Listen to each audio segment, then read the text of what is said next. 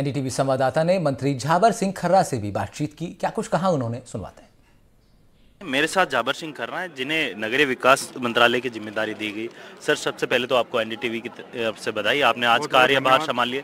पहले क्या रहेगा आपका काम? देखिए, मैंने आज मेरे विभाग का कार्यभार संतों के सानिध्य में संभाला है और मैंने उनसे आध्यात्मिक ऊर्जा का आशीर्वाद लिया है।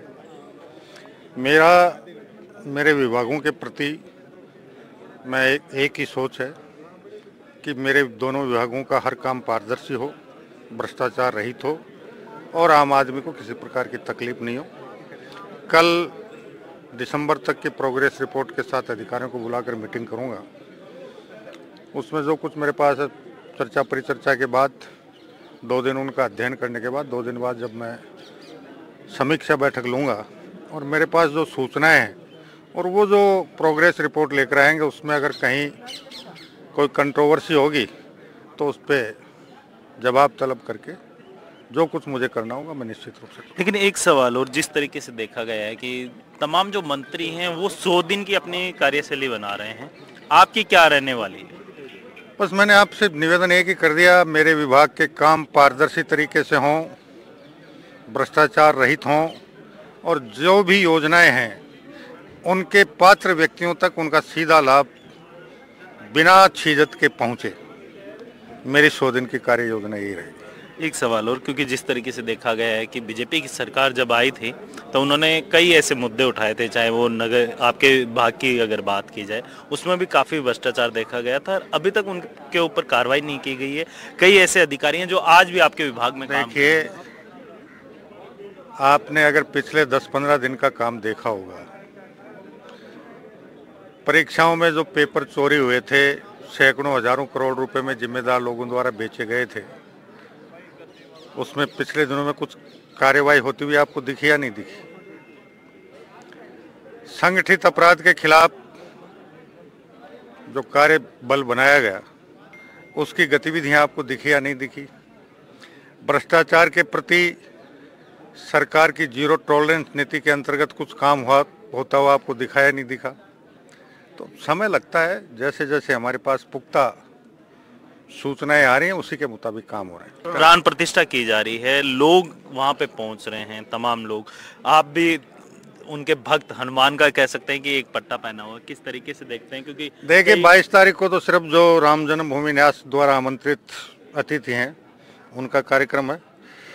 हमारा आम कार्यकर्ता का और आम जनता 22 जनवरी को हर साल जिस प्रकार हम दीपावली पर रोशनी दीपोत्सव के जरिए रोशनी करते हैं, हम सब प्रत्येक घर में न्यूनतम 5 दीप हर घर में जलें और दीपोत्सव की तरह 22 जनवरी को मनाया जाए, इसके लिए कृत संकल्पित है। एक विकसित भारत संकल्प यात्रा निकाली जा रही है तमाम संभागों की अगर बात की जाए या फिर जिला स्तर की बात की जाए, तो इसका मुख्य उद्देश्य क्या रहेगा?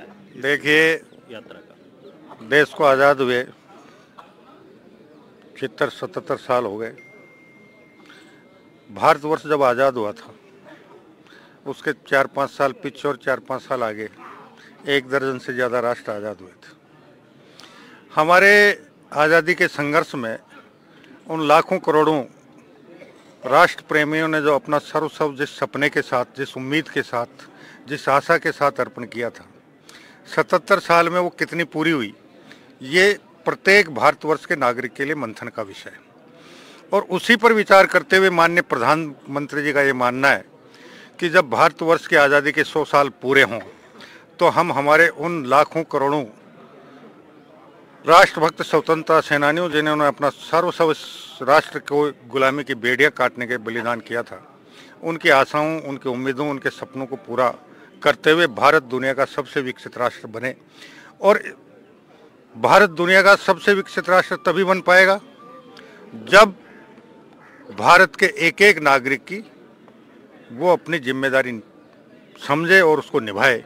और उसी जन जागृति के लिए ये विकसित भारत संकल्प यात्रा इसलिए गांव-गांव पंचायत तक जारी है ताकि भारत सरकार और राजस्थान सरकार की जितनी भी जन कल्याणकारी योजनाएं हैं उनका सभी जनप्रतिनिधियों को, पार्टी के कार्यकर्ताओं को, आम जन को जानकारी हो।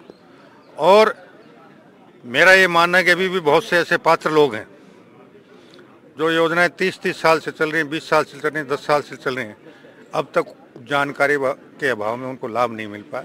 तो उन तक लाभ पहुंचेगा जब वो आर्थिक रूप से सशक्त होंगे, वो राष्ट्र के निर्माण में योगदान करेंगे। तो 2047 तक हम हमारे राष्ट्रभक्त स्वतंत्रता सेनानियों को सपनों को पूरा करते हुए दुनिया का सबसे विकसित राष्ट्र बनाने से दुनिया की कोई ताकत नहीं रोक पाएगी। सर एक सवाल और, क्योंकि आप उस क्षेत्र से आते हैं जहां से किसान सबसे ज़्यादा है, आप खुद किसान परिवार से आते हैं, किसानों के मुद्दों की अगर बात की जाए तो अपने क्षेत्र के अंदर काफ़ी ऐसे किसान थे जिनकी ज़मीनें नीलाम हुई, आपकी सरकार बन चुकी है, क्या उन किसानों को उनकी ज़मीन वापस मिलेगी आपकी? या ज़मीन वापस मिलेगी या ज़मीन का उचित मुआवजा मिलेगा। ठीक है, इसका प्रयास करेंगे। और वैसे मैं आपसे एक निवेदन कर दूं, किसान का दुश्मन किसान होता है, और मैं आपके माध्यम से देश के नागरिकों से एक निवेदन करना चाहूँगा कि वो एक बात का निर्णय करें कि सरदेव स्वर्गीय महेंद्र सिंह जी टिकैत गलत थे या वर्तमान किसान नेता राजेश टिकैत गलत थे। ठीक, ये थे जाबिर सिंह खर्रा, जिनका साफ तौर पे कहना है कि किसानों से जो जुड़े हुए मुद्दे हैं उनको जल्द हमारी सरकार है निस्तारण करेगी। और सबसे बड़ी बात यह है कि जो इनको जिम्मेदारी दी गई है नगरीय विकास मंत्रालय की, उसके अंदर जीरो टॉलरेंस पे भ्रष्टाचार बर्दाश्त किया जाएगा। जयपुर से कैमरामैन सुशील के साथ वीरेंद्र सिंह शेखावत, NDTV।